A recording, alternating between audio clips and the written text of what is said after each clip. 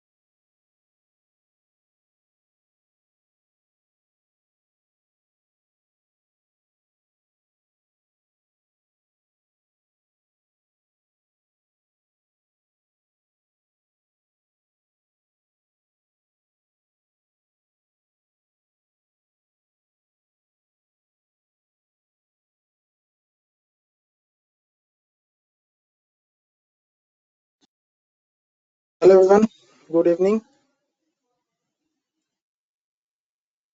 Good evening, Deva Good brother. evening, sir. Good evening, sir.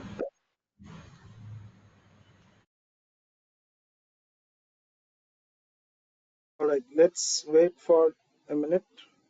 Let's wait for a couple of minutes. Let people join in, then we'll start.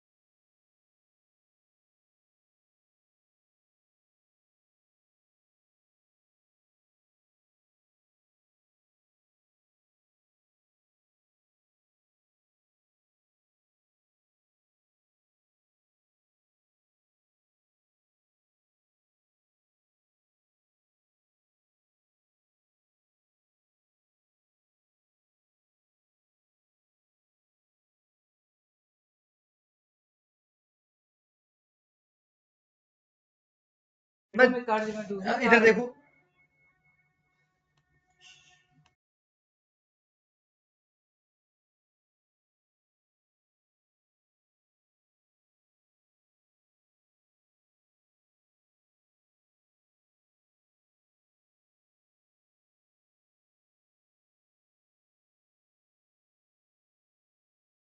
Right, guys. So, anyone is having any questions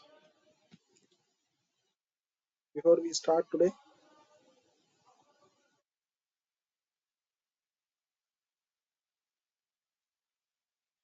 Any questions from anyone?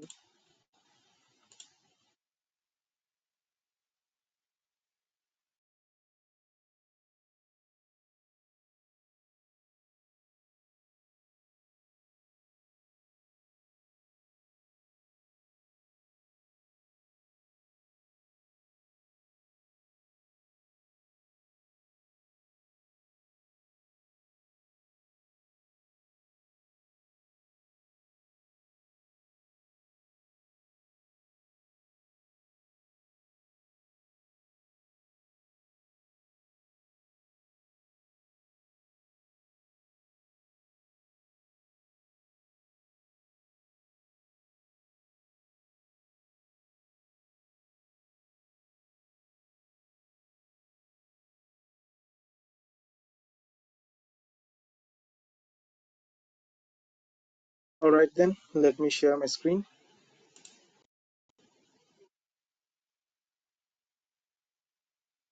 Let me know once the screen is visible.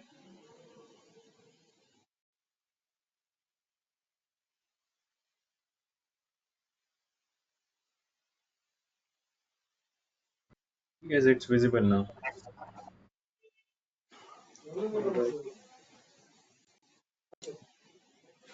So today we are going to start with SQL Server monitoring. Okay. So in the last class, we have learned about restoration, and today we are going to start with the monitoring tools. Okay. So what are the different monitoring that is available in SQL Server? Now, once we are clear with how to install SQL Server, how to create a database, how to do backup, how to restore, and everything, now we need to monitor the server as well, right? So there are different third-party tools to do the monitoring. At the same time, there are some tools which is coming along with the bundle, which will do the monitoring work for SQL Server. Okay, so let's go through.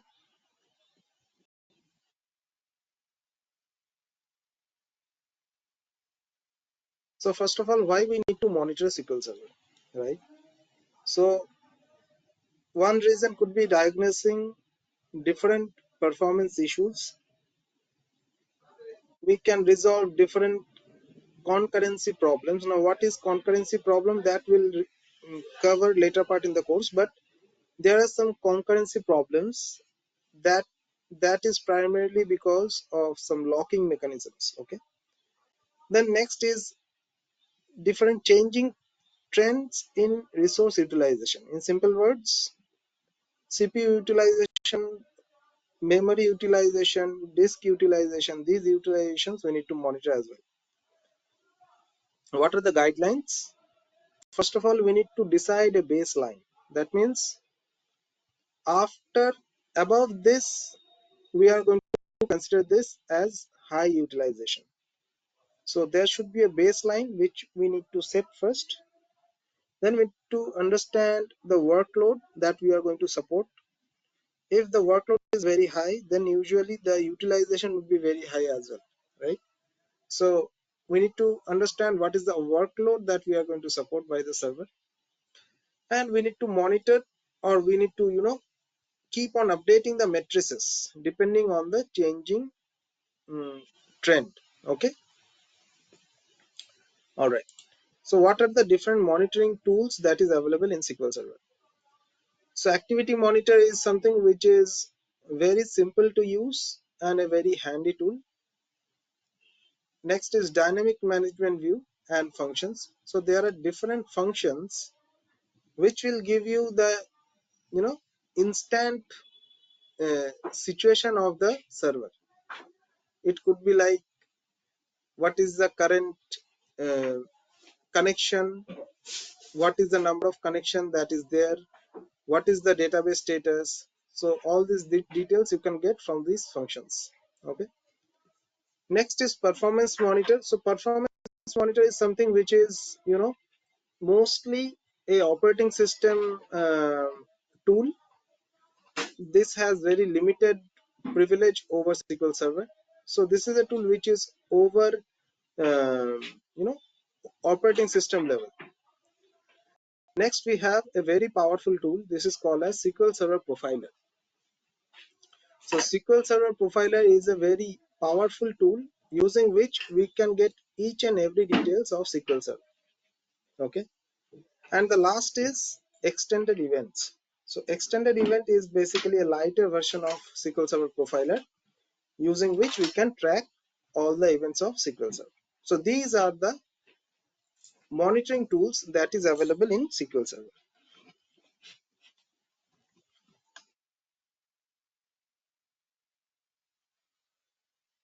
Okay. So next is, so let's discuss about activity monitor. So as I said, activity monitor is a tool that is going to show you So that is basically kind of a task manager for SQL Server. So what is task manager? If you open task manager at operating system level, it will give you some details, right? It will be having a dashboard, right? Dashboard kind of thing, which will give you some CPU utilization, memory utilization, disk utilization, etc. In the same way, this is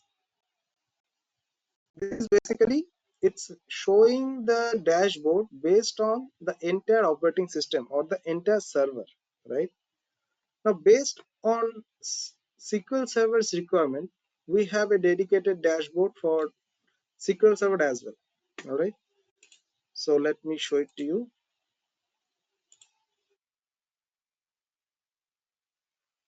So to launch SQL Server Activity Monitor,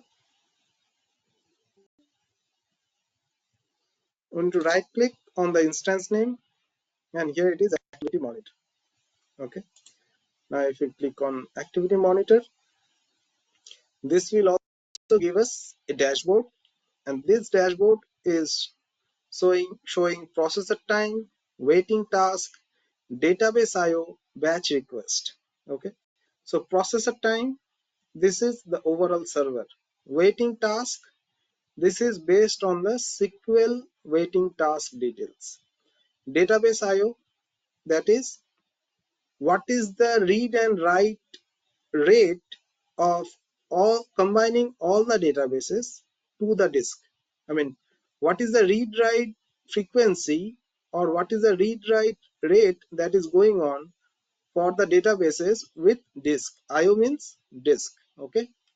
Next one is batch request. How many requests is coming to SQL Server at this moment? So this graph is basically getting refreshed automatically. What is the refresh interval? By default, it is 10 seconds. So right click on this area. This is refresh interval. This is set to 10 seconds. That means in every 10 seconds, the report is going to be auto refresh. Now, if we reduce it to 5 seconds, the report will be refreshed in every 5 seconds. If we reduce it to 3 seconds, the report would be refreshed in every 3 seconds. If we reduce it to 1 second, in every second, the report would be refreshed. Now, the question is, if we reduce the time, then SQL Server have to put some extra effort to just simply run the report or just to simply run the dashboard, right? So that is the additional overhead that is having with SQL Server. So you can see the batch request now has increased. Why? Because SQL Server is running different query in the background to get the report, right? You can see the CPU utilization is also get increased, right? Because the the report is getting fetched in every second, right? You can see the disk IO also is getting increased, right? Now the question is, what is the ideal frequency? So the ideal frequency for this report is 10 seconds as recommended by Microsoft. Okay. Now if we set it to 10 seconds, that will give us a optimal overhead to SQL Server, which is not going to impact the performance as such.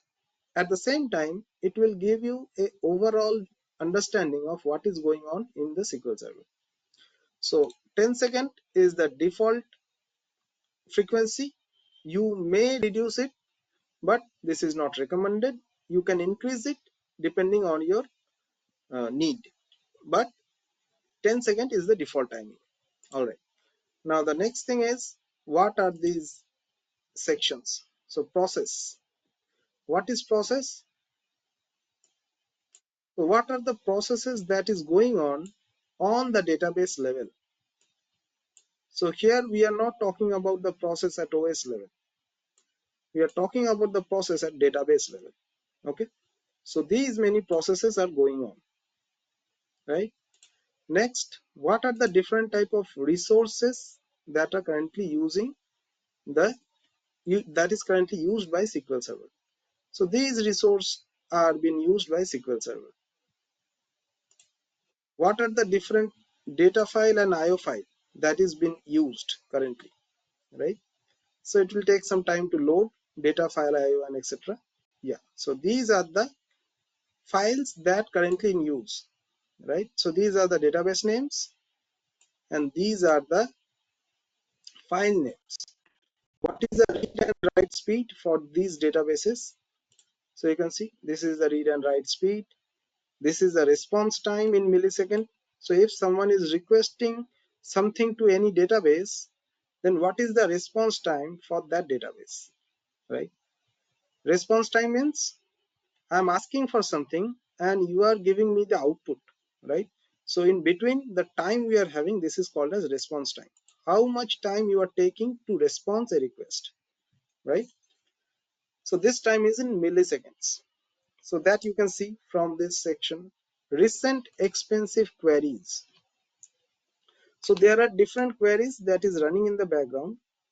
Now what are the query details, and the expensive queries would be shown here. Now what is the meaning of expensive query?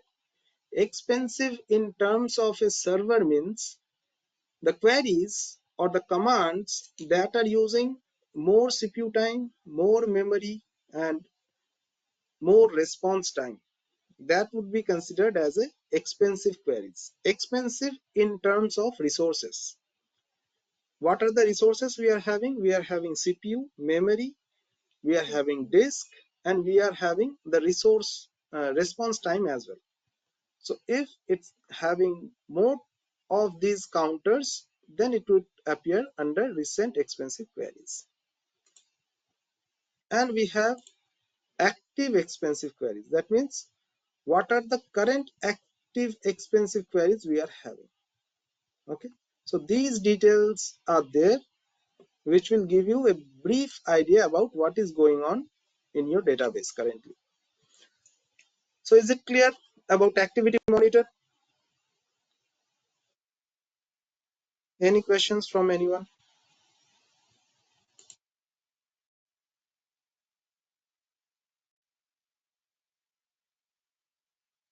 No, sir.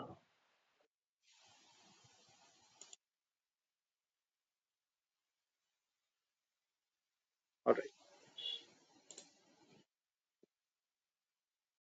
So the next is activity monitor is done. Then different functions. Okay, what are the different functions? So these are different functions that is available. Let me show you the functions as well. I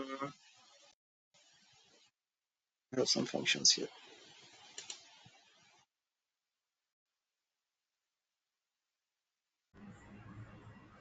Devabrata, is it not possible to share the PPT which you are using now? Yeah, it would be shared with you guys. Okay.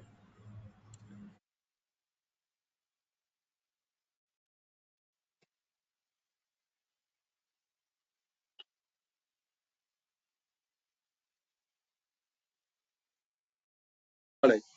So there are some functions which will help you to get the current status of the server. So sp underscore help db. This is a function or a procedure. It will show all the database status of the instance.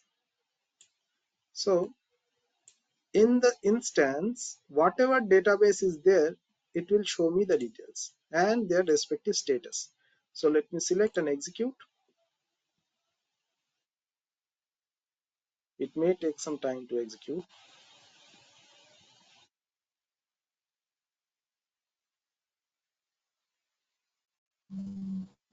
So is it a command? Yeah, this is the command sp underscore help db. Okay. Okay, so this is the output. Here is the database name, the database size, the owner of the database ID, date of creation, status, and compatibility. Now database name AdventureWorks, size is 336 MB, owner is my user, database ID is 5, date of creation is 15th Jan, status is online, updatability is read write, user access is multi-user, okay, recovery model is simple. So these details you can get for every database by simply running the command sp underscore helpdb. So if you change the status of any database, let's say I want to change the status of, or let's say I have just created a new database, okay? So let me create a new database now.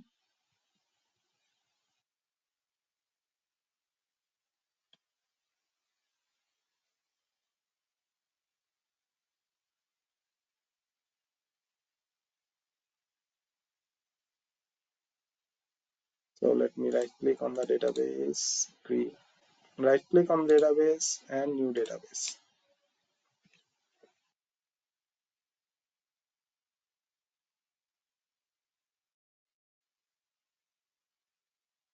Let's say test, okay?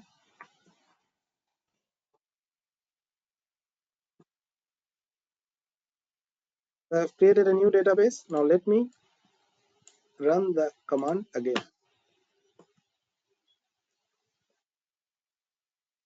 So the new database appeared here, right?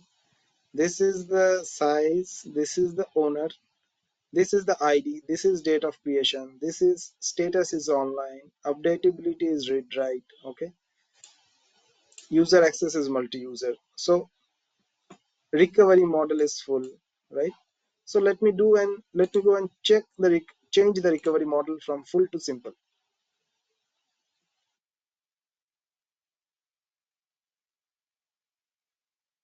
Devabrita, I'm just trying it in my PC actually. I'm getting an error that could not find stored procedure for that particular DB. Okay, let me change it to simple. So what command you have written, sp underscore helpdb or anything else? Yeah, SP underscore Can that you check? particular database. No, can you Yeah, please check the spelling? sp underscore helpdb. SP underscore whatever that database which we have. That's what, right? No, the command is sp underscore helpdb. You need to write down sp underscore helpdb to get the details of all database. So see, for test database, I have changed it to simple. So the recovery model now changed to simple.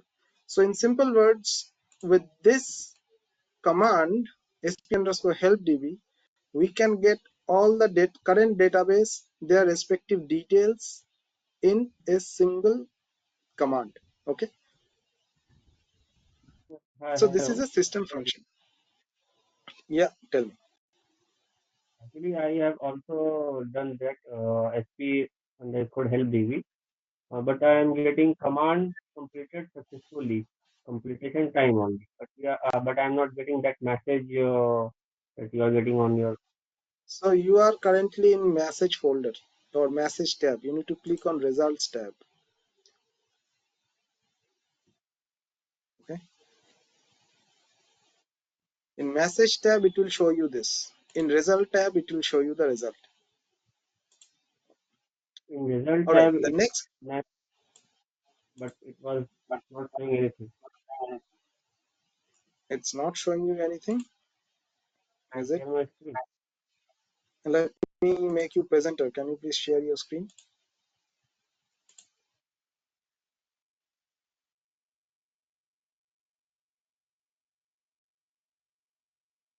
Look at this. When I am trying to click here, nothing is showing on my screen. Okay.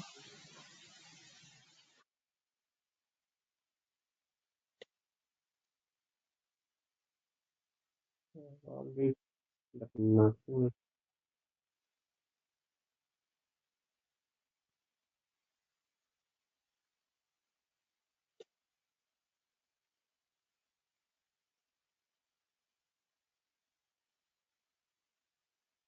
Can you guide me? Can you please close this close this session and open a new session. Close this session.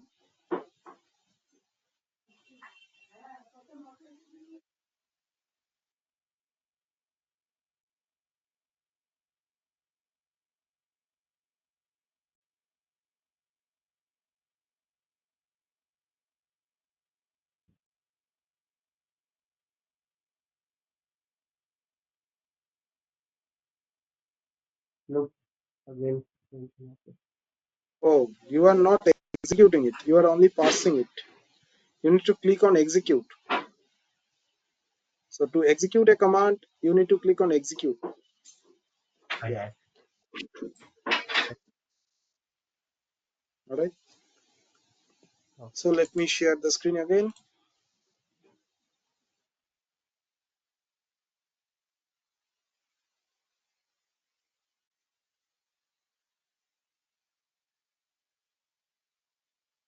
So the next function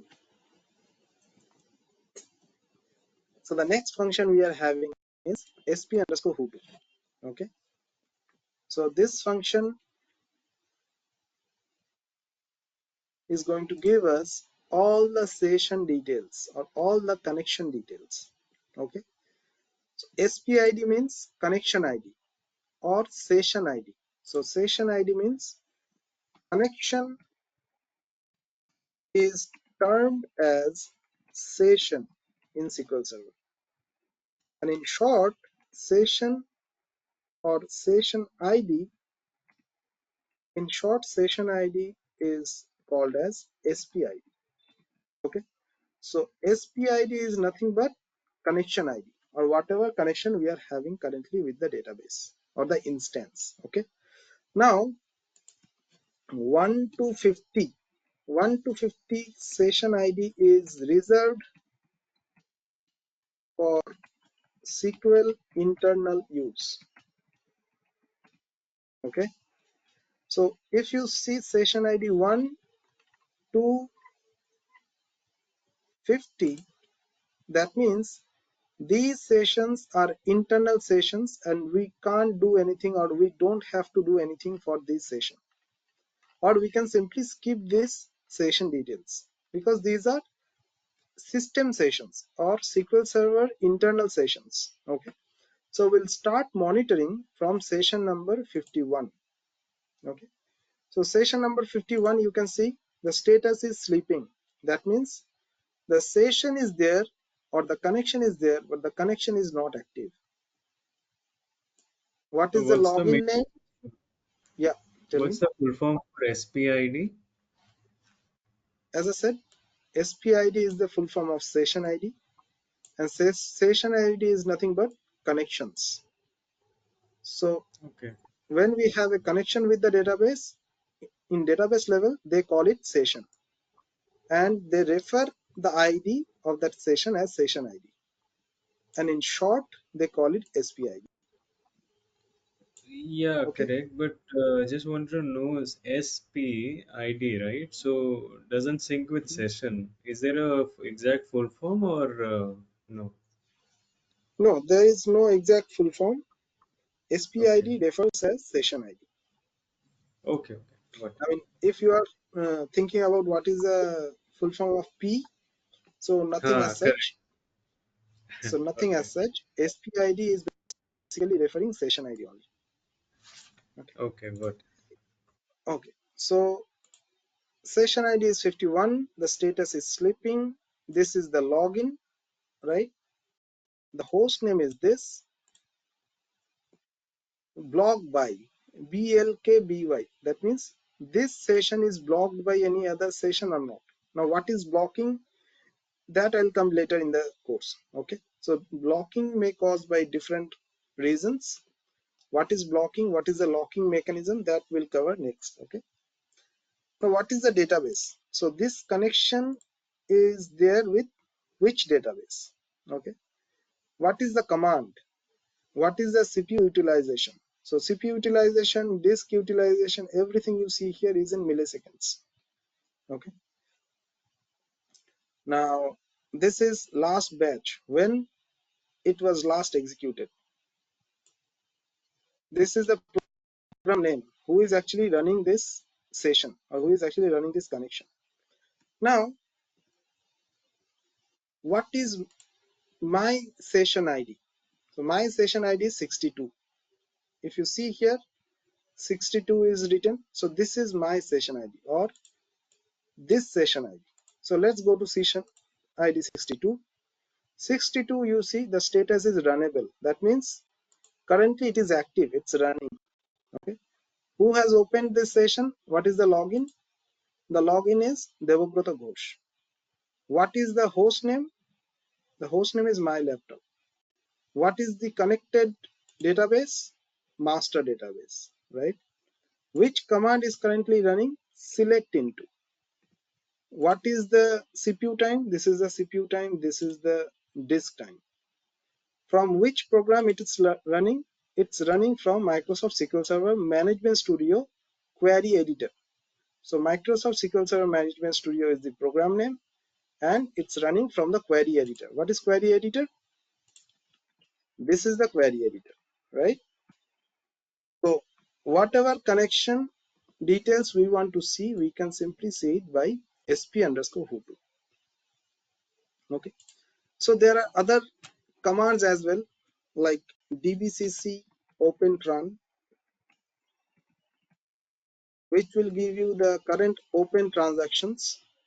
We'll discuss these details later in the course, because dbcc commands are a bit advanced one.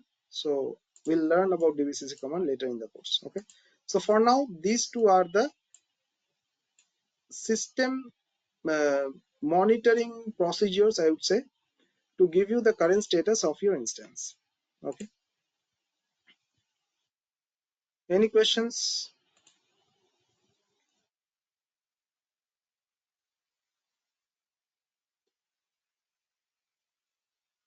So this was part of SQL monitoring. All right. So let's move on. Performance monitor we can skip, because performance monitor is basically part of OS monitoring. Mm,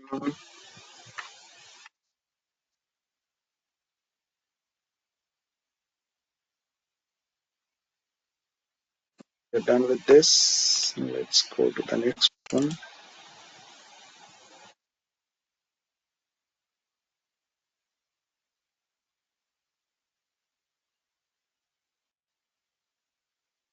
Tracing. So the next tool we are going to use is Profiler. So as I was saying, the next tool we are going to learn is SQL Server Profiler. So in SQL Server Profiler, what it's going to do, it's going to trace the SQL Server.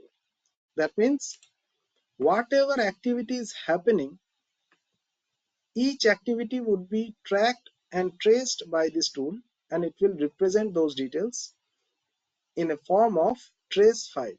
Okay. So that is going to be a lot of details of the monitoring tool that we need to analyze line by line, and that is also a time consuming task. Okay. So let's see. SQL Server Profiler is going to trace all these details. Okay. So the profiler is going to create trace events. There are multiple trace events that we are going to apply. There are different columns, there are different filters, there are different trace templates, right? And after applying all these things, trace file will be created. Okay. So let's see. Need to click on start, all apps, scrolling down to Microsoft SQL Server tools. Okay. If you expand this, we have SQL Server Profiler. So this is the tool that we are talking about. Now we are using Microsoft SQL Server Management Studio, and for monitoring or performing trace operation, we are using SQL Server Profiler. So let's open it.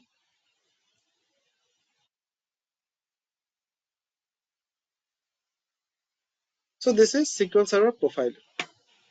Now to create a new trace file, this is the option.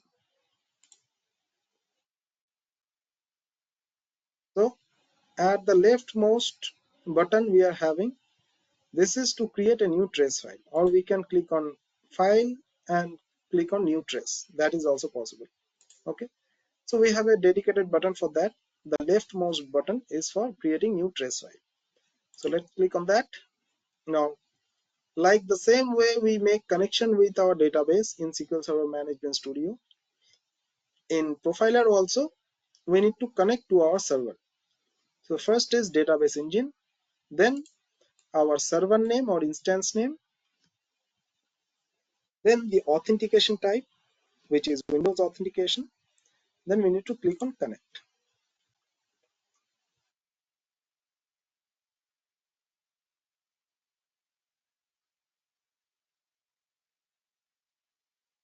So once we connected, then this wizard will appear. So this is the trace name that we need to give. Let's call it SQL trace. This is the instance name. You can't change it.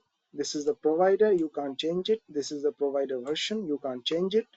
Now this is the template section. So you can have many templates. All right. Out of this all template, the default one is standard. So you can select the default one, or for programming you can select T-SQL. For checking the programming or script duration, you can select T-SQL duration. For checking log details, you can select T-SQL logs. So all this, the basic templates are created. So let's go with the default one. So this is the default template. Now, Hello, sir. Sir, I'm yeah, not Hello, getting Gita. these options. Yeah, even sorry, in mine it's not showing. Not getting this sorry. use the template option. The drop-down Yes, sir. options are not I'm also not visible. getting. Exactly, it Blank. is blank. It is showing blank. This one is So showing blank, or even we have a default different is version. Your trace provider type is Microsoft SQL Server 2019. Ours is Microsoft SQL Server only, and the version is also Mm. different. Yours Version is is 16, 0.1. 15.0.2.0.0, and ours is 16. who wants to share the screen? Sir, I will share. Mm, Aryan, let me make you presenter. Aryan, or who actually told to share the screen? I mean, who actually told me that? yeah, I And can I also have the share. Let's go with one person. Let's go with Aryan then. Okay, Aryan, I'm making you presenter. Please share your screen.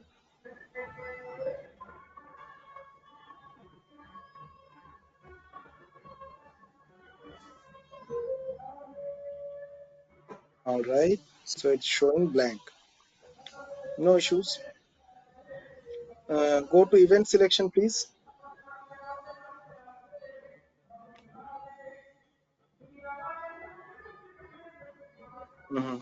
All right. Do one thing. Uncheck these two check boxes, which is in the below left. All right. Again, go back to general.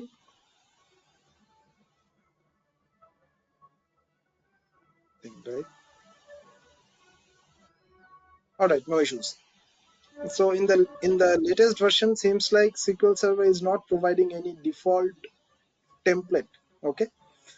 So instead of going for a, let me first show you guys how to select a default, how to create a template. Okay. So instead of just selecting the template, let me show you guys how you guys can create a template first. Okay. Let me share my screen. Okay, sir.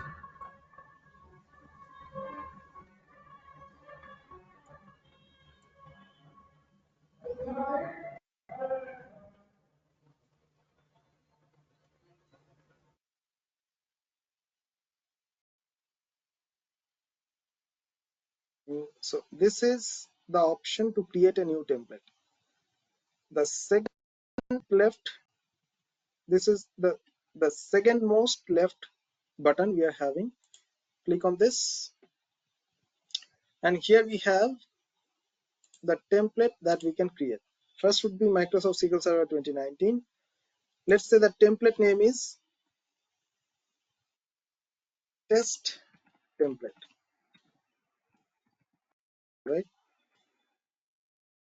A base new template on existing one. I think for this case, you guys won't be having any base template. So let's directly go to event selection.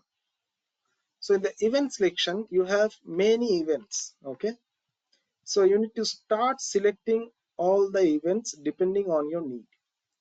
So what are the things that you need? Let's expand the database section, and let's say, do I need all these details? No, not exactly. Let's check for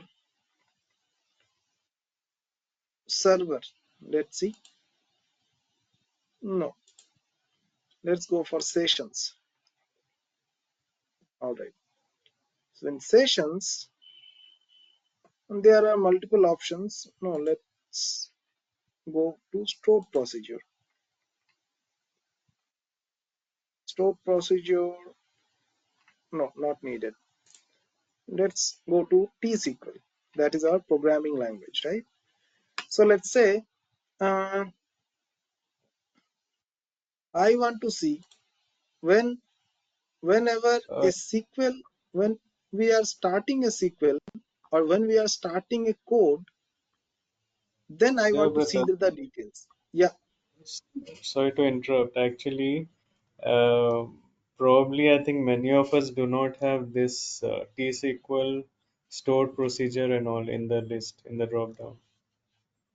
Mm-hmm. Yeah, So the layout got changed for you for that part as well. I guess so. think Okay. I have that. T SQL is there, sir. T SQL is there, I guess. No, it's not there in mine then. Now the You need to order in scroll which down. the order in which the events are placed is different, because in the first laptop the order is, I think, is a bit different. Okay, let's go with your laptops, guys. Okay. So who wants to share the screen? Mine, Saurabh here. Let me make you presenter. You can share your screen and let me guide everyone with your version as well. All right. So Yeah. can you go to general tab? Hmm. So in the general tab, you have given a name test template. All right. This And one, SQL Server, no, it is analytical service. No, it should be Microsoft SQL Server 2019. this Yeah. one, Above, 2019. yeah, 2019. That's one. Now Okay. you will get Right. Now you need to select. You Hmm. need to expand T-SQL. Okay. Now let's say you want to see the details whenever someone started a SQL or a code execution. All right. So let's check on exec prepare SQL, SQL batch completed, SQL batch started. Let's check on all these things. Okay. This all? Uh, no, not all. Let's go with that is enough. Okay. No, completed also you can select. SQL Okay. completed also you can select. Okay. So here are some columns, right? If you scroll right, the respective columns are there, which is the application name, what is the CPU time, right? What is the database ID, what is the database name, right? So those details would be there in column section as well. Now you Okay. can click on save. So these selections are there. So you have clicked on save, right? So your Yeah. template is now saved. Now you can click on a new trace, connect to your instance, and then What is this? click on OK. Let's see.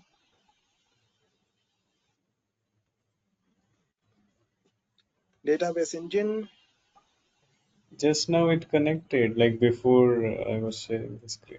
unable to Even I am locate. so even I am facing the similar kind of issue. I'm not being able to connect. Mhm. Okay. What to do? Can you close the tool and open it again? Seems Yeah, like the new version is having bug. Hello, sir. Yeah, Sir, how you got the TSQL? I'll show you. Okay, sir.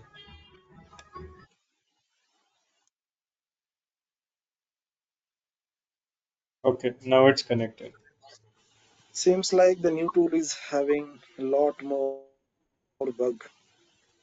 Yeah, All right. So can and now, you select the drop down? no, I think the template is gone now. Can you select the blank one? Let's see. Yeah, no, it's showing this template as a wrong format. Mhm. As the version is newly launched, I hope that Mm, these bugs are getting fixed. Mm, let's do one thing. yeah. Let's instead of creating the template, let's select the events from here itself. Don't close it. Let's select the events from here itself. Okay, and Mm, run the test file. Okay, now scroll down. You have TSQL. Now enable the first options that we have selected in the template. yeah, Okay, till here, and right? now click, yeah, now click on run. Okay. All right. So Mm, you can see, you can navigate those, entries. You just simply click on one entry, and you see in the below pane you have some details are there. Okay, so there are some details which is populating, right? Now mm, just scroll down entirely, scroll to the very bottom, and select the yeah. last most log. No, it's like getting changed. It's getting changed and getting populated every time, right? Yeah. So So after running, I'm getting a blank page. I'm not getting this event class and application name and all those things. so that means you did not selected any events. So you Yeah, need I to did select. enable those. You did select? Okay, I'll check that. Same here, sir. Like we selected the five ones that you use I the I first, ran it and then I showing yeah, blank. and clicked on run, and I also had the same option. All right. I'll check that. So you can see that whatever is going on in the background of SQL Server, everything is getting captured here, right? So whatever events are happening, the trace file is tracing each and every details. So if you want to see the minor details even, you can see it with the SQL Server Profiler. But the problem is it's a very time consuming task, okay? And you need to analyze each and every log to get that particular details that you want. So we have different filtration mechanisms as well that I'll show you guys.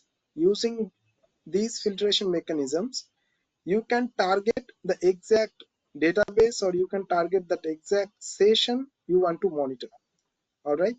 So to stop this, you need to click on the stop button. So there is a red stop button. You can click on stop. That will stop the trace file. Okay. Who Okay. is having the problem of not getting the output? Sir, I'm not getting.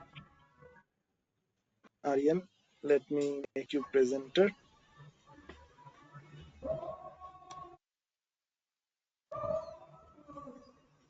Yeah, you can share your screen.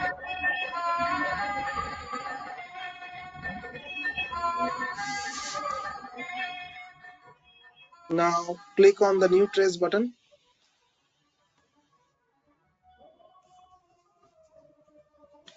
Connect.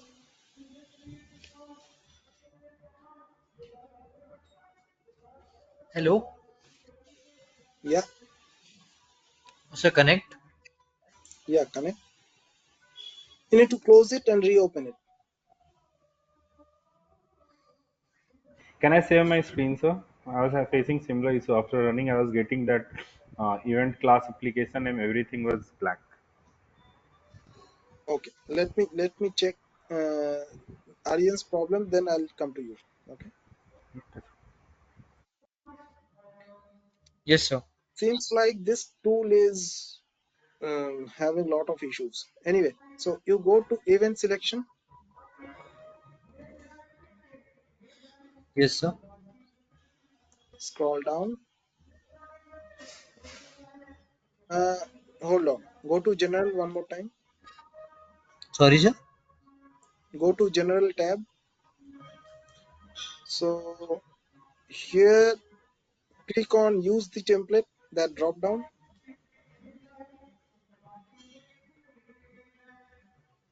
Click on blank. All right. Click on OK. Now go to event selection.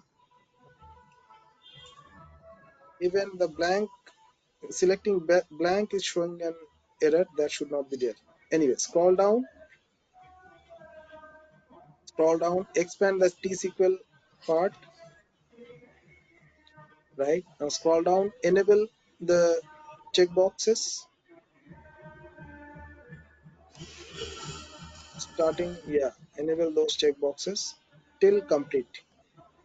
That's it. Now click on run.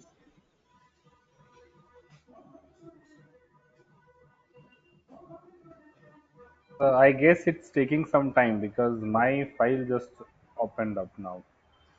Just opened up, right? So Yeah, that depends for on me, the performance. for me also it was blank for a long period of time, but For a right now I while, got it. and yeah, Yeah, yeah. So it I may have take got it some now. time depending on the system configuration or the SQL Server load. So it is currently initiating. So it will start loading those information in a while. So Okay, sir. that depends on the SQL Server configuration or SQL Server load. So is it clear to everyone, or anyone is having any doubts or questions? No, No, sir. it's clear. All right. So let me now share my screen.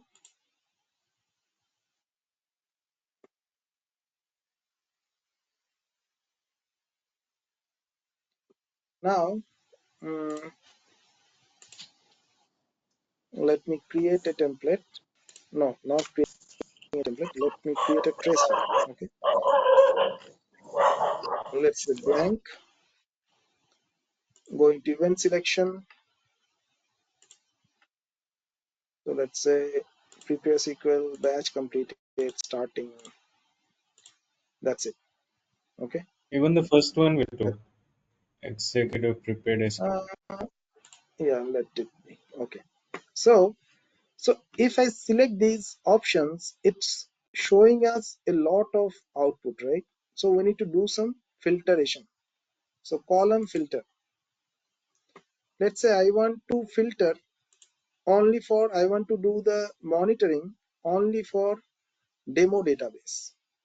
So database name, like option, let's say database name is demo.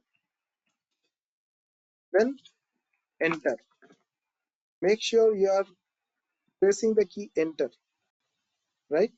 So database name like demo. Let's click on OK and let's run it.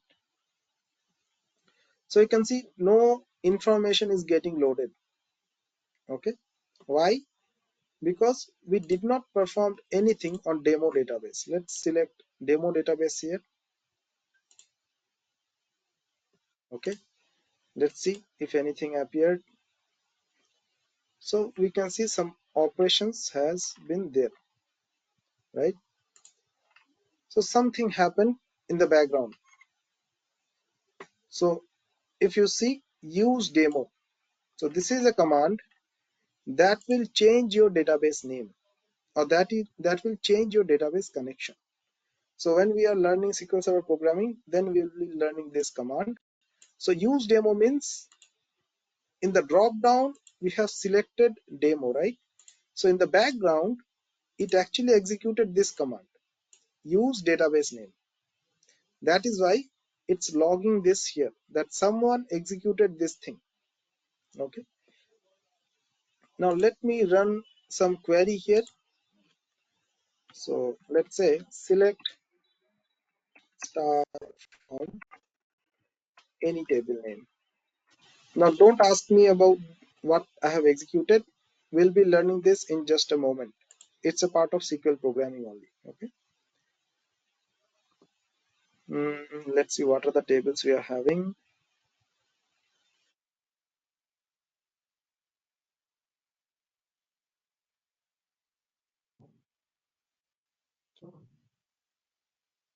So we have person table. So select start from person. Okay.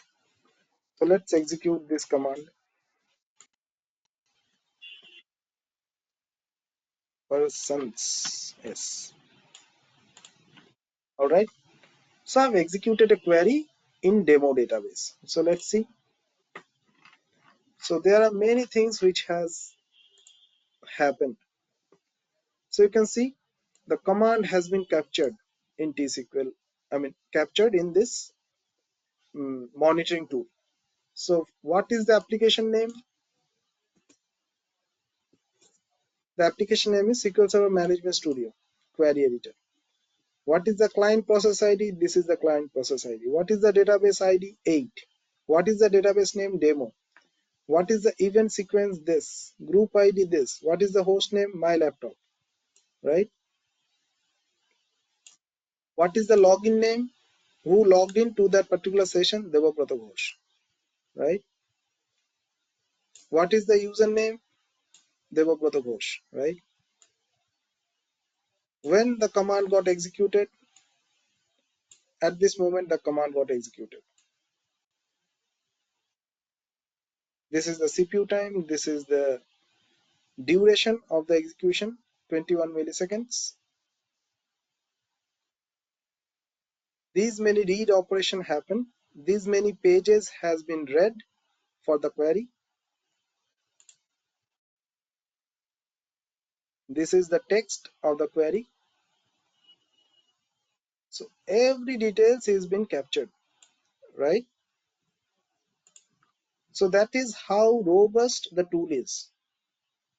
So let's say if I run a command, select star from employee, okay, and I go here, so all the details will be captured, right? So if we want to perform something, or if we want to do monitoring on a particular database or on a particular session even, let's say I want to monitor only session ID 62, that filtration is also there. So let me stop it, close it.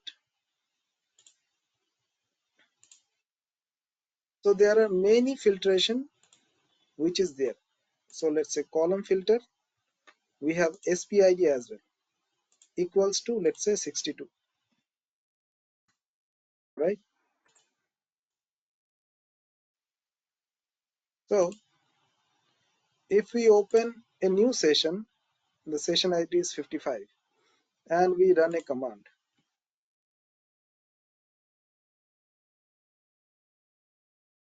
it will not be captured here. But let's say we run the same thing in session ID 62, then it would be captured. Why? Because we filtered on that particular session, right? So that particular session is captured and we are performing the monitoring on that particular session. So is it clear about SQL Server Profiler?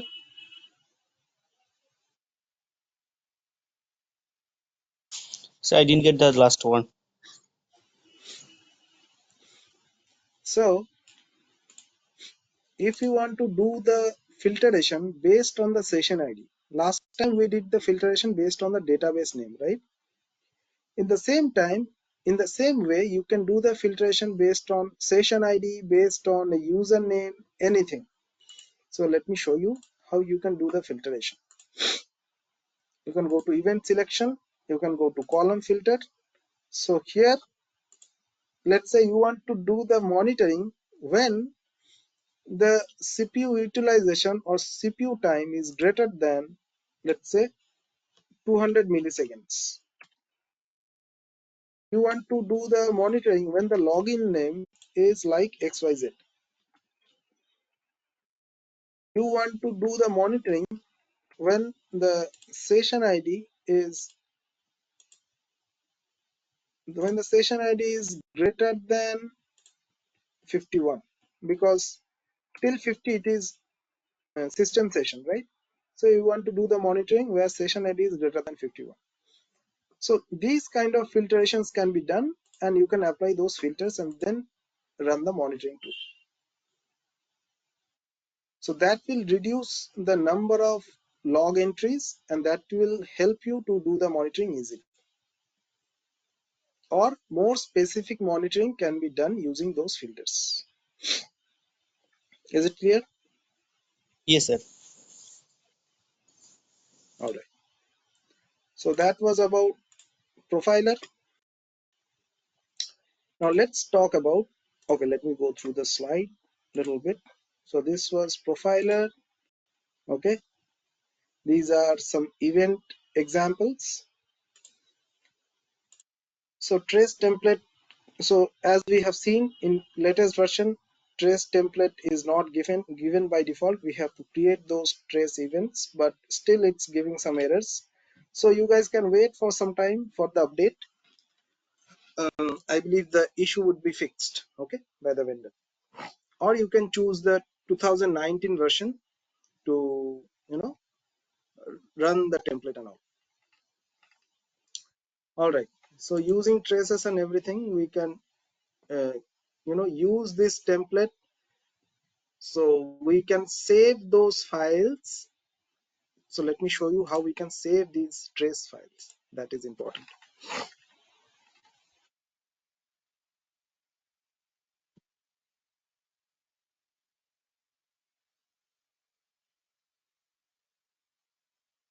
Let me just connect.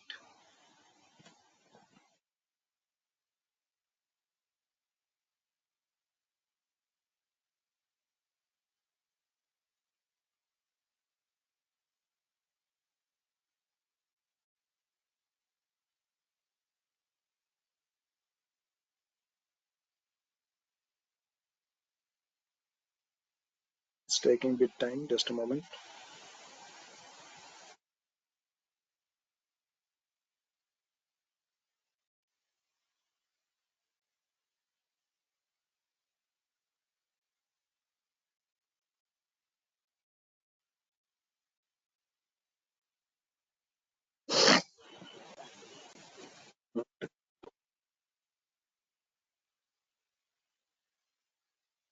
And or what?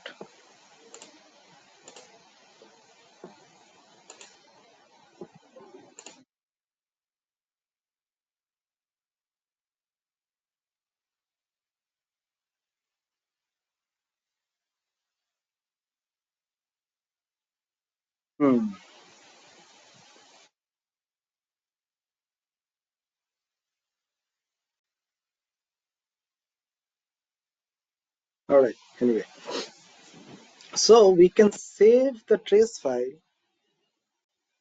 to a location as well. So here is the option, save to file. So we can save output to a particular location. Okay, let's say I want to save this in desktop. Let's save it. So we can select the maximum size of the file. Let's say 10 MB. Now why the option is there? Because the file may fill up very quickly. As you guys can have seen, there are a lot of entries that is generating, right? So if we don't perform any filtration, the file may get very big in a very small amount of time. That will cause the server to go down, right? That is why there is a limitation we can set in the file.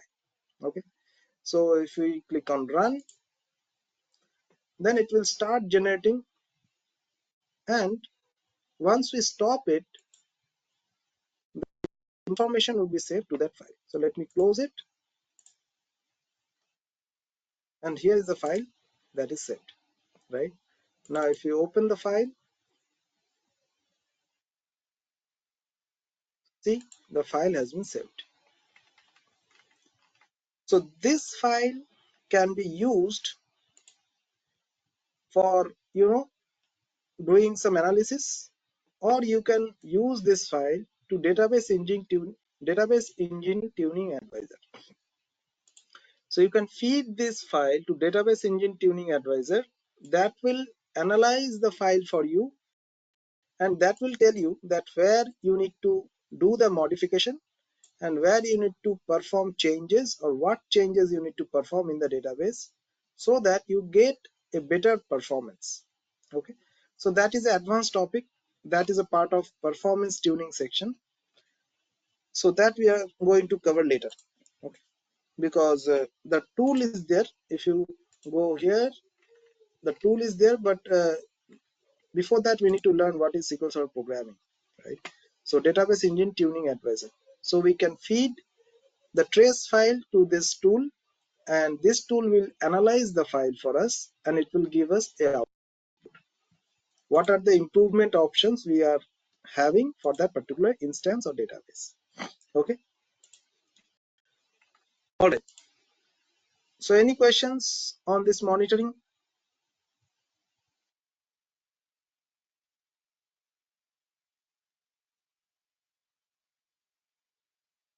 Anyone having any questions?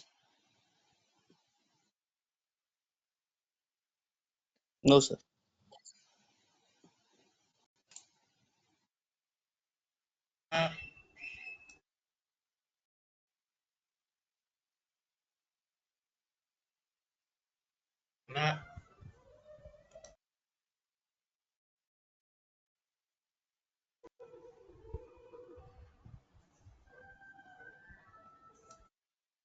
Now let's understand SQL Server security.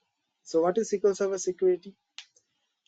So if I'm saving my data, I need to secure my data as well, right? That means we should restrict our data. No one who is not authorized to access our data should be able to access our data. In simple words, we should put some security guards to prevent outsiders coming into the database, right? And SQL Server security will perform that activity. Let me give you the concept. So here someone is trying to access my database, right? If someone is trying to access my database, then he or she must be going through some security verification, right? So some verification would be there which will decide that this person is allowed to access this data or not, right? So this layer is called as permission. So what are the different permission levels? We have permission levels at SQL instance level. We have permissions at SQL database level. We have permissions in SQL schema level or object level as well. So there are different permission levels. Allowing to connect to instance, that is one level of permission. Allowing to access a particular database, that is another level of permission. Okay, so these permissions we need to give based on our requirement. So what are the different type of authentication that we can have? We have basically two type of authentication. One is Windows authentication, another one is SQL Server authentication. So if I connect, see, in this authentication mode, we have Windows authentication as well as we have SQL Server authentication. So the REST authentication is basically for cloud purpose. So in Windows authentication and SQL Server authentication, we have basically two type of mechanisms that is going on in the background. When we talk about Windows authentication, you can understand one thing. You have the username and the password is blank, and you also cannot change the username, right? That means the username password section is blank. You are not authorizing yourself to SQL Server. You are just simply clicking on connect. You are not providing any username, any password, right? You are simply clicking on connect. Why? So if there is a security guard who is checking your identity, then you must provide your username and password to that security guard, right? Why you are not giving your identity and simply connecting? Why SQL is allowing it? Because the authentication has been done by the operating system already. When the authentication is done, when you are logging into the system, when you are logging into your Windows operating system, you are logging in with your username and password, right?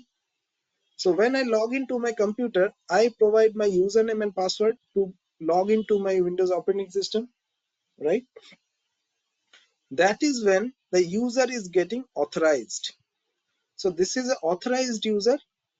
That is why SQL Server is relying on the operating system or Windows authentication system and giving permission to access the SQL Server, right? Now, what about SQL Server authentication? In this type of authentication, SQL Server is not relying on Windows authentication mode. Okay, it it is doing the validation or verification by itself. So you need to provide your username and password to SQL Server, and SQL Server will validate that your username and password is matching or not. Then only it will allow you to connect to the instance. All right. So if I select SQL Server authentication, you can see the login and password is getting enabled. Why? Because SQL Server is now not relying on Windows authentication mode. SQL Server is now having its own authentication and it's performing the validation by matching the username and password. All right. So there are basically two type of users in SQL Server instance. One is Windows user, one is SQL user. So we cannot create a new Windows user because we logged in to our system using only one user, right? But we can create multiple SQL users. So how we can create users or logins? To do that, we have this security folder. You need to expand that. We have logins folder. You need to expand that. So there are a couple of users or logins which is there. Let me drop those.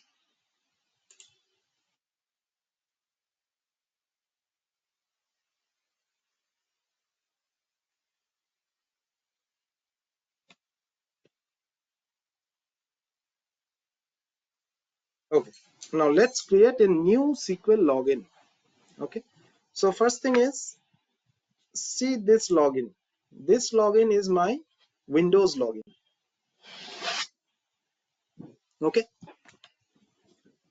So when we connect to SQL Server using Windows authentication, we connect using this Windows user. Let me show you. So this is the Windows user, my laptop Devabrata Ghosh, right? So this Windows user is added in the login section. That is why the Windows authentication is allowed. If I go to properties of that user or login,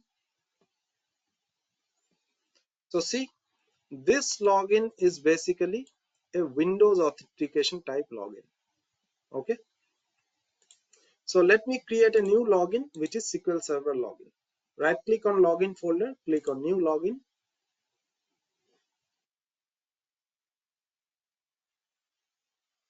Let's select SQL Server authentication. Okay. So whenever we select SQL Server authentication, we have a password tab which got opened. So let me give the login name. The login name is test.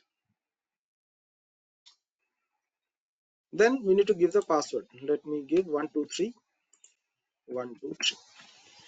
So I need to disable these options because it will enforce password policy. So it will not allow a password 123 if we keep it enabled. So let me disable it. Okay. Because if we are not disabling it, 123 password won't be allowed. We need to give a complex password, right? So let's disable it and give a simple one. All right.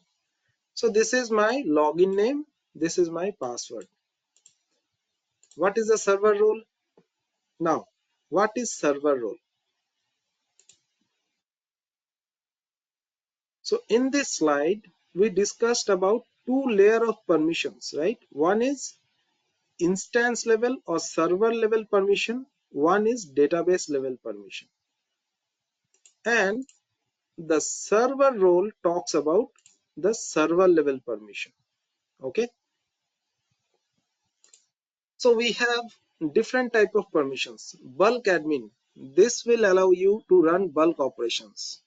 DB creator. If you give this permission, you can create new databases. Disk admin, if you give this permission, the login can create new file to a database. If you give this permission, this login can create new processes. If you give public permission, this login can only connect to the instance, nothing else. If you give security admin, this login can create new logins, nothing else. If you give server admin, this login can change server level configuration or instance level configurations. If you give setup admin, this login can change the setup operations, or it can change or it can repair the software. If you give system admin, this is the highest privilege a login can have or a user can have. Okay. So if you give sysadmin, this login can do whatever in the instance.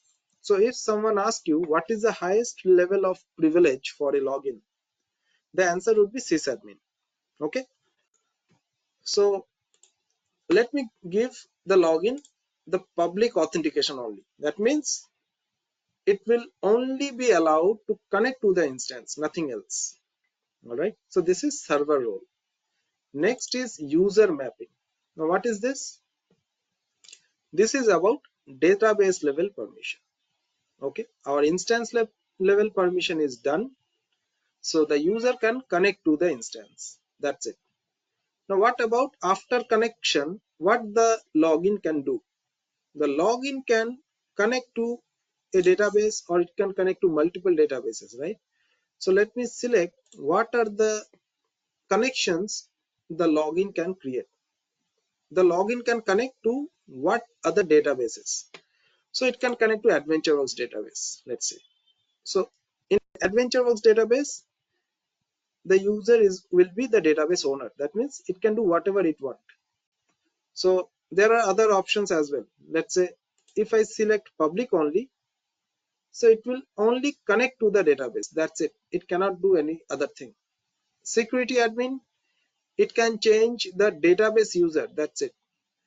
For deny writer, it will not be allowed to write anything in the database. Deny reader, it will not be allowed to read anything from the database. DDL admin, it can change the table structure. Data writer, it can write something. Data reader, it can read from the database. Backup operator, it can take the database backup. Access admin, it can access the database properties. That's it. Now let me give database owner. That means the login can do whatever the login want on this database.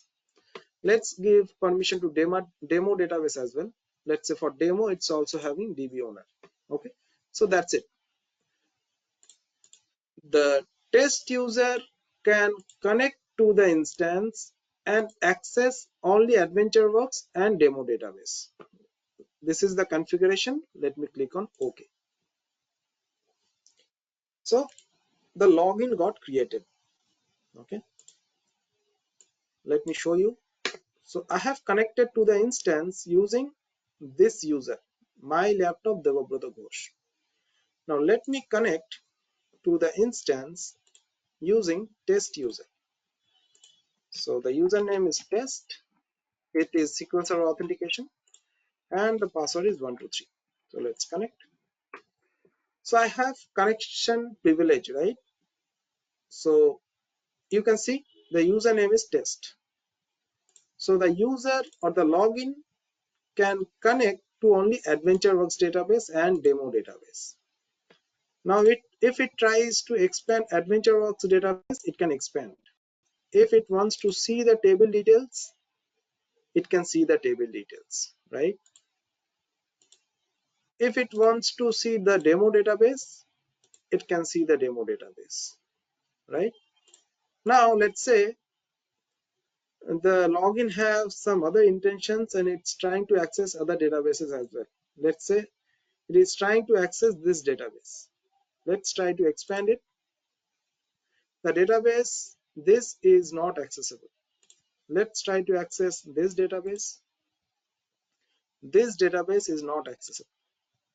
This database is not accessible. So it cannot access other database except AdventureWorks and Demo. Why? Because I have given permission to this login just to access AdventureWorks database and Demo database. In user mapping, you can see it can only access AdventureWorks and Demo. Let's say I want to give him this database privilege as well. So let's change it.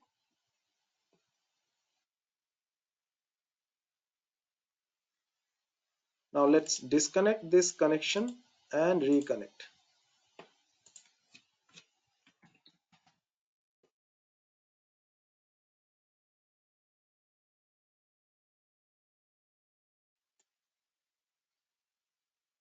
Can it access? Yes, it can access. It can access AdventureWorks. It can access database for students underscore AC. It can access demo database, right? But other databases, it cannot access.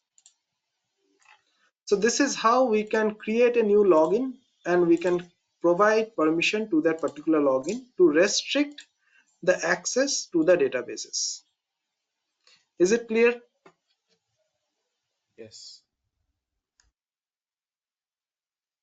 Devabrata, one question here. Yeah, tell me. Okay, so now you were saying there's some option to hide other database as well. Can you show that? Other which are not accessible. We can hide that, right? Sorry, can you come again? The database which we are not making accessible for the user, can we hide the names as well for those database which are not showing to the user? No, we cannot hide them. There is another architecture in SQL Server that is called as container database. Okay, you guys can learn about this topic, but this is advanced part. Okay, and this is basically a part of advanced database administration. It's too difficult to understand database container model. Okay, in that database container model, you can simply plug in databases to instance, right? Okay. And when we will be logging to that instance with that particular username, you can see only that particular database, but that database needs to be a container database.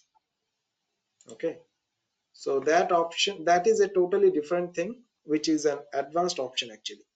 Okay, so I think we have the option somewhere in the database properties, containment type. Okay, so containment type is none and partial. So you need to select on partial and you need to do advanced level changes to, just to hide all the rest database and do it. So Okay. that is a advanced part. The option is there, okay, but that is out of the scope of this training. And one more thing is, as an end user or as an application user, you won't be having the visibility of all the other databases. Do you guys know the idea of connection string? What is a connection string?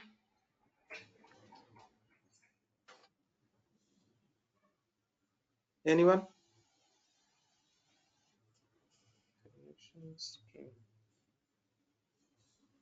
So what is the use of a database server, or what is the use of a database? Let me first give you the entire layout of the software architecture. Okay, first we have a URL or a portal or UI of the application. Let's say application UI. This is the first layer. Okay, user resides on top of it. So users or application users can see application UI. That's it. Application users cannot see anything else except application UI. Okay, that is layer 1. Layer 2 is application UI. So application UI is connected with what? Application UI is connected with application server. What is application server? This server is containing the front-end coding. Front-end coding could be .NET, it could be Java, it could be Python, anything. All right. This is application server. So next is what? In the application server, the application server is going to use connection string, and using the connection string, it's going to connect with the database server.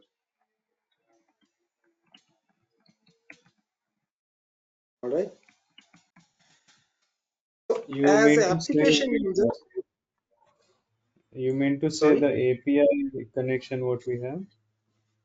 yeah, right. So as an application user, you are not going to see what is having in the background. Okay, so you are not not going to see that what are the rest of the databases. You don't have the visibility as an application user. Now from the application server as well, the application also don't have the visibility what is having in the database server. What are the other databases it's having in the database server? Why? Because application server is connecting to database server using a connection string. Connection string means a address and a visiting card using which it will connect to the database server. So connection string contains the database DB server IP and database username, user password, and most importantly, database name. So the application can go to the database server, then it can use the username and it can use the password, and it can connect only to the particular database. It's not like application is going to connect to the instance directly and it has access to all the databases or it can see all the databases. So the application server is only aware of that particular application database name that is going to be provided by the application server to the database server in the connection string. The database name could be one database, the database name could be multiple database, but the database name should be there. It cannot access whatever database which is present in the instance. It must specify what are the database it wants to access. So we can see what are the databases because we are using the client or database client. Okay, so as we are using a database client which is SQL Server Management Studio, that is why we have the full visibility of database server. But in real world scenario, it never occurs like it's having the full visibility of the database server. Is it clear to everyone?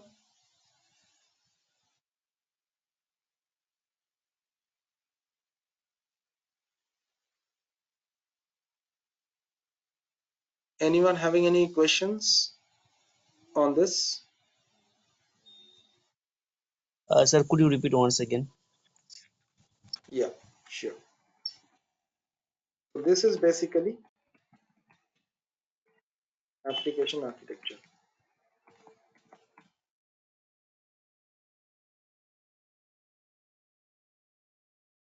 So what a typical application looks.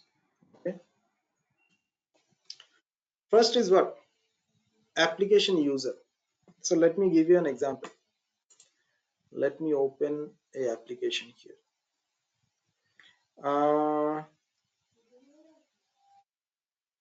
Which application?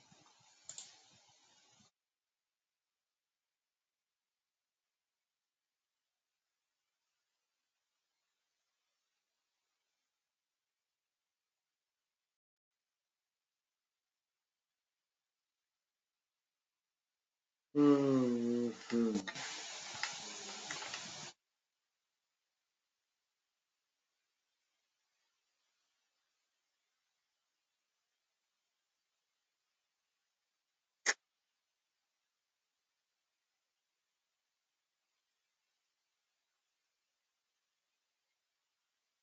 I don't have any application as such.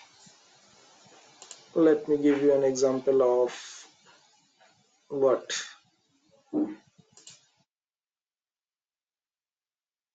Say uh, this one. This is one application. Okay.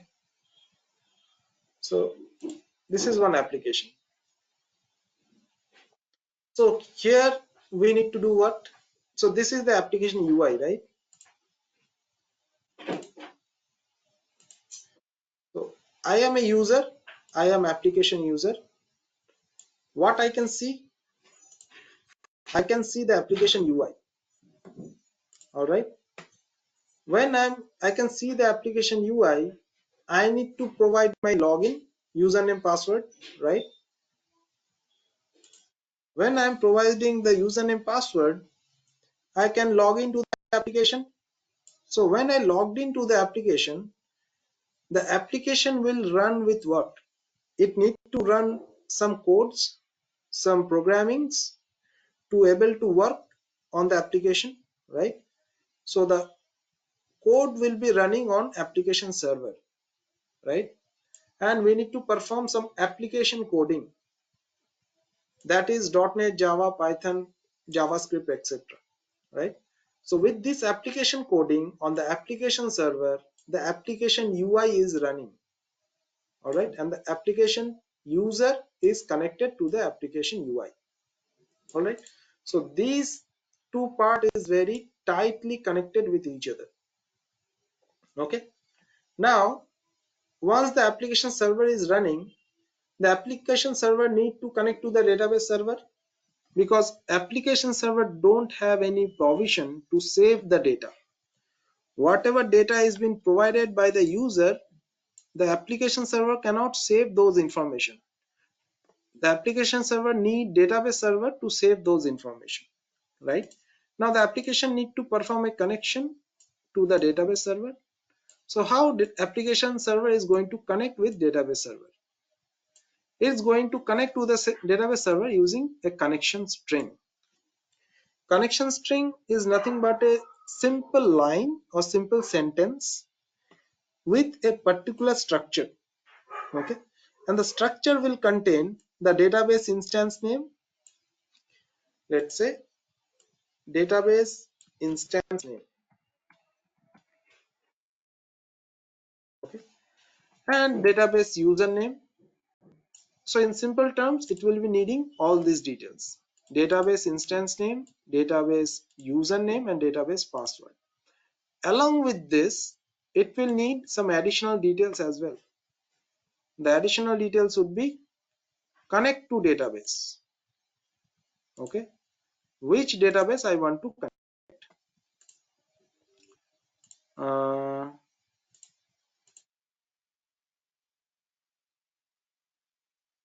Along with this, it need to provide which database it's trying to connect. So it's trying to connect, let's say, with demo database. All right. So it needs to provide the database name as well. Then it can connect to the database. That's it. Okay. All right. Yes, sir. Is it clear to everyone?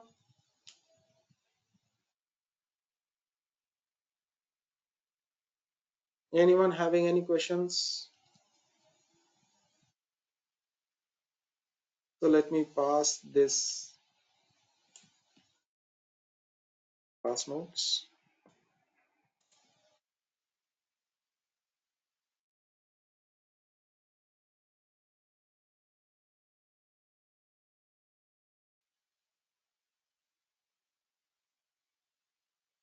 All right. Now a few questions.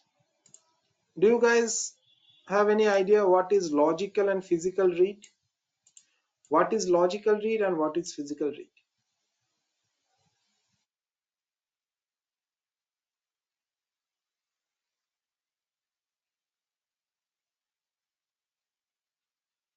Anyone? Maybe logical is read write in the log file and physical means in the database. No. So when we are doing some operation, we are doing the operation on what? On memory. Yeah. Yeah. So SQL Server doesn't perform any operation on disk. It performs operation only on memory, right? Yeah. Yeah. So we are getting the information into memory from where? From disk, right? So from disk only we are getting the information, right? So when we are copying the information from disk to memory, that means disk to memory. This operation is called as physical read. That means I am performing the read operation physically from the disk and I am putting it in the memory. That is called as physical read.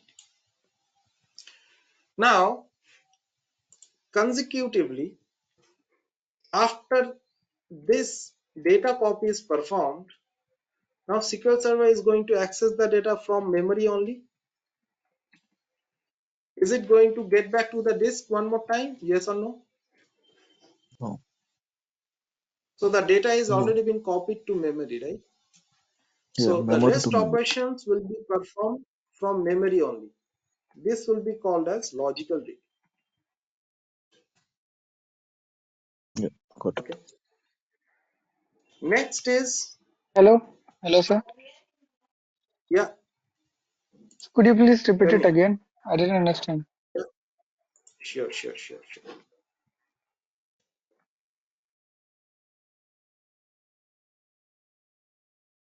So SQL Server perform operation on memory or on disk?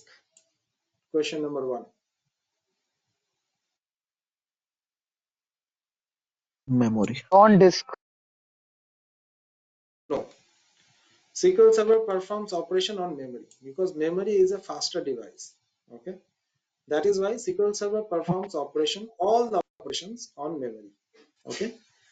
Now, if I need any information, first I need to copy the information from the disk to memory because memory is volatile, right? So whenever a information is needed, the first read operation will be from disk to memory. Disk read to memory. True or false? We need to perform disk read operation and we need to copy to memory for the first time. Is it clear to everyone? Yeah. That is called as physical read. That means reading from disk is called as physical read. Now, once it is copied into memory, in the consecutive reading, it will be getting the information from memory itself, right? Because I already copied the information from disk to memory. Now the information is there in the memory, right? So when SQL Server need to access the information, it will directly access the information from memory. Yes or no? Yes. Yes, sir. Guys, we need quicker response. Okay. All right. So that would be a read operation from memory itself. That is called as logical read. So when it's reading the information from memory, it would be called as logical read. When it's reading the information from disk, it would be physical read. Physical read. Now, next is once it has performed some read operation from memory, it will be updating something, or it will be deleting something, or it will be inserting something, right? Some operation would be there which will update the data in memory, right? So there will be some memory write operation. So the memory write operation will be called as logical read.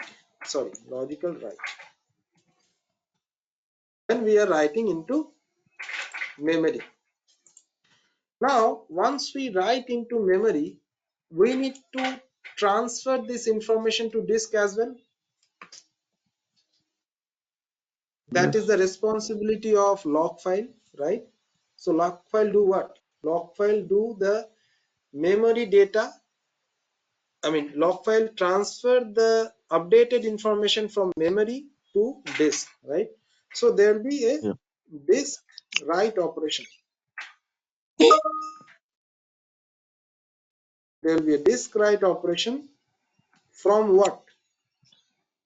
From memory.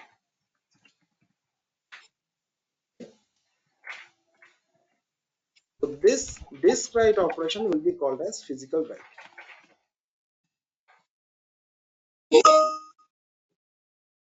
Now is it clear about physical read, logical write, and physical write? Yes, sir. Yes, sir. Yes, sir. All right.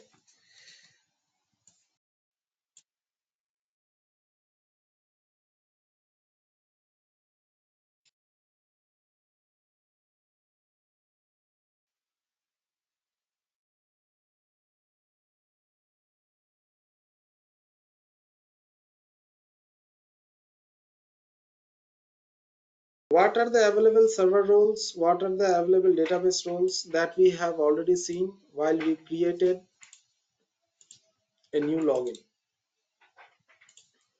If I go to new login, go to server roles, we can see all the available server roles. If we go to user mapping, here we can see all the available database roles, right? According to PostgreSQL, a domain. Sorry, who was that?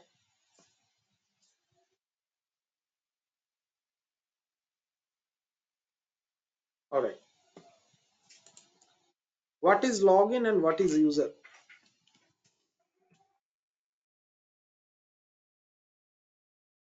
This is a very important question. What is login and what is user? So whenever we talk about server level permission, okay, then we have login. We will refer server level permission via login. We will refer database level permission via user. What is it? Let me show you. So here we have a login and the login name is test. So the test login is basically have some level of access in the instance, right? So the login is having access at the database level as well. So at the database level, see, it is having a user. So to access the instance, you need a login, and to access a database, you need a user. So whenever I'm going to give access this particular login to a particular database, see, the respective user is getting created automatically. Okay, so the login is having access to AdventureWorks database, right? So if I open AdventureWorks database, go to securities and users, I can see the respective user of the login. So I have a login. Under instance securities, I have login test, right?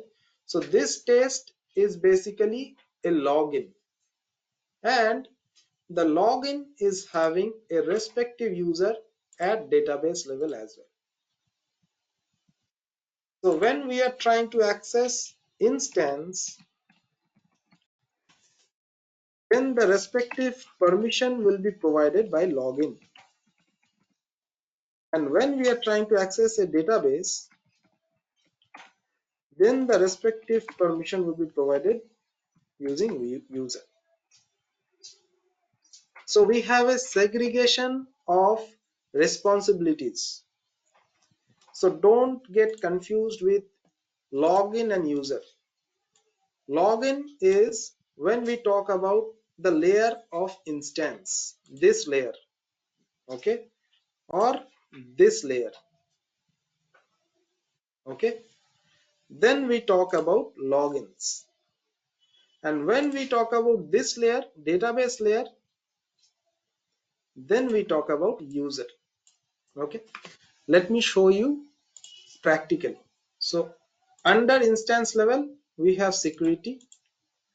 This is instance level security, okay. And here we have logins, okay. And this particular login has some specific mapped database user depending on which databases I want to give permission to the login. So for this login, I want to give permission to this database, and this database. So for this database, it has created a respective database user, which is the same name of login. But we will refer this as user or database user, not login. Because login is instance specific, user is database specific. Okay. So if I go to database, see, the mapped user is there. This user is mapped with the login. If we go to this database is not having the user because we did not map it. But this database is having the user. So database securities user, you can see the database user is there. So is it clear about login and user and the difference of login and user?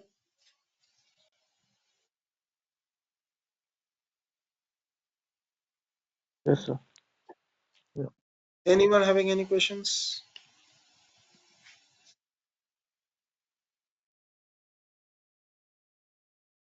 I have one doubt. Yes, tell me. Yeah, in my screen, in the logins part, the essay is crossed. Why is that so? Good question. So how we can disable a login? Let's say the login is there, but I don't want to use the login. So to disable a login, the option is right click on the login, go to properties, go to status and login disabled. Okay, let's click on OK. So let me refresh. The login got disabled and there's a cross symbol. So for your case, the essay login is disabled. You just need to go to the essay properties, go to status and then please Yeah, enable the login. enable. Okay, okay, Then the cross symbol will be gone. So okay. what is this SA login? It's for everyone, I think, right? Yeah, it's the default login. Sysadmin login. Oh, The full form of SA is okay. sysadmin login. Whenever the instance or the server is created, then the SA login got created automatically. One question here, Devrata. The login versus user, the difference, okay. So I was just Mhm. Googling up. It says a Yeah. login provides to a user or application the ability to connect to a SQL server, SQL server instance. Mhm. Okay. Mhm. Whereas a Mhm. database user provides the login rights to access the database. So should we Yes. use the term Yes. user or database user? Now you need to understand the hierarchy. What is coming first? In SQL First Server is architecture, Instance, sir. first is instance, hmm, then we have database. Another yeah, instance, we have database. Now, yeah, first you need to log in to the to the instance. If you are not hmm, logging into the instance, you cannot access the database. So first we need is login. hmm. Okay. And then when we logged into the instance, then only we can log into the database or access the database using user. So this user is actually the mapped with respective login, Database. and the login user mapping would be one to one. Mapped with respective database or respective login? Login. A login must have a mapped user. So the login name is test, and Hmm. when the test login is accessing a database, then the test user is also getting created, right? So the test login is mapped with the test user. Okay, okay, got it.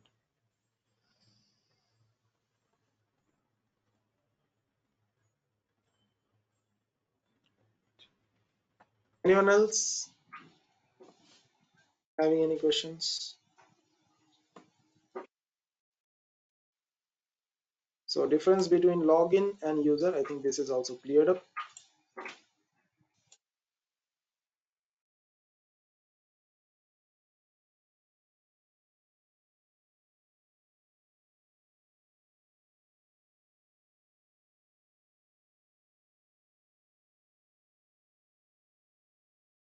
So this one is an important one. Mixed mode authentication and Windows authentication. So let's see this. What is Windows authentication and what is mixed mode authentication?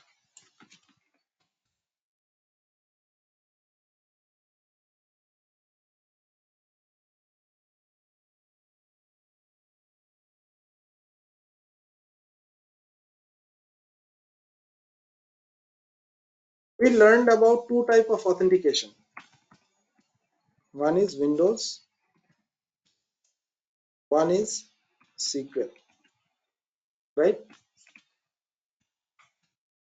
Yes or no? Yes, sir. Yeah. Yes, yes. So in Windows authentication, SQL Server will be supporting only Windows users or Windows logins. And in mixed mode authentication, SQL Server will supporting both Windows and SQL logins. Okay. So how we can change it? We can change it from instance properties. Under security, we have server authentication. So here SQL Server and Windows authentication mode. This one is selected. That is why we can create SQL logins. If this one was enabled, we could not create SQL logins. So this authentication type is called as Windows authentication. This authentication is called as mixed mode authentication. So this is a very important question for your interview perspective as well. So what is Windows authentication mode? What is mixed mode authentication? So Windows authentication will support only Windows login. Mixed mode authentication will support Windows login as well as SQL login. So this is a SQL Server security server authentication mode. All right. Is it clear to everyone? Or Yes. anyone is having Yes, any sir. questions?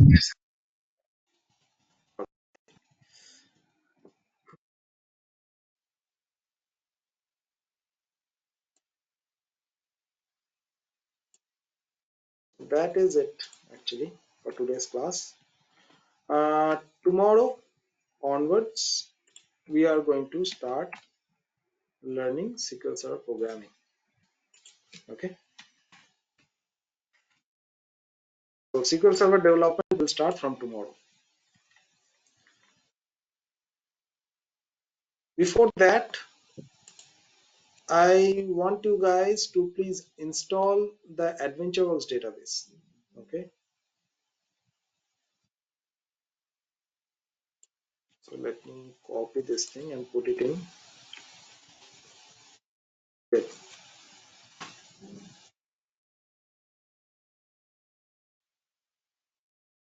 So how you can, let me put this homework in the chat. So everyone please pay attention. Yeah. That question, what is domain set of IP to create an infrastructure? That one can we discuss tomorrow instead of homework? Which one? It's like the first one. What is domain set of IP to create an infrastructure? That one. Okay, just Domain a domain. itself, Okay, domain okay, itself fine. is a very Domain. big topic. No, domain I So know. you, I thought you're telling us to know how to create IP address or something like that. no. So I Okay, mean, domain that's fine. itself is a technology in the industry. Correct. So I just want you guys to have an idea of domain because that will help you guys to understand SQL Server at infrastructure level. Okay. So that's a related topic. That is a good to know topic actually. That is why I put it in a homework. Okay. Okay, that's All right. fine. So before we start tomorrow, you guys need to perform one thing. You guys need to open this link which I pasted in chat. Okay. Once this link is open, it will land to a page called AdventureWorks Sample Database. Okay. So please scroll down a little bit. Here you have a header, download backup files. Okay. Under OLTP, you have this backup file, AdventureWorks 2019.bak. If you click on this link, your AdventureWorks database full backup file will start downloading. Okay. The file size is around 30 MB or 300 MB. I'm not pretty sure. Let me click. 207 MB it is. So it's 207 MB. Yeah. So once the file is downloaded, you need to copy the file. Okay. And you need to go to C drive, program files, Microsoft SQL Server, your instance folder name, MS SQL, and backup. So here you need to paste the backup file. Once the backup file is placed, you need to restore the backup file like we restore for a full database backup. That will give you guys the sample database which is provided by Microsoft, and this database will be helpful for you guys to do some practice when we are learning SQL Server development. And whatever example you see in Google or whatever example you see in the Microsoft site, that is actually referring this database only, most of the cases. Okay, so simple step, please open this page, the link I have given. Please scroll down. Under download backup files, you have the OLTP, this backup file, AdventureWorks 2019.bak. Download the backup file, copy the backup file to the backup location, backup folder, and do a restoration of that backup file. Okay, is it clear to everyone? Yeah. Ye- Yes. Yes. All Yeah, right, it's done. all right. So thank you everyone. Tomorrow we'll start with SQL Server development. We'll catch up tomorrow. Thank you. Have a good night. Thank you so much, sir. Good night, sir. Thank you, sir.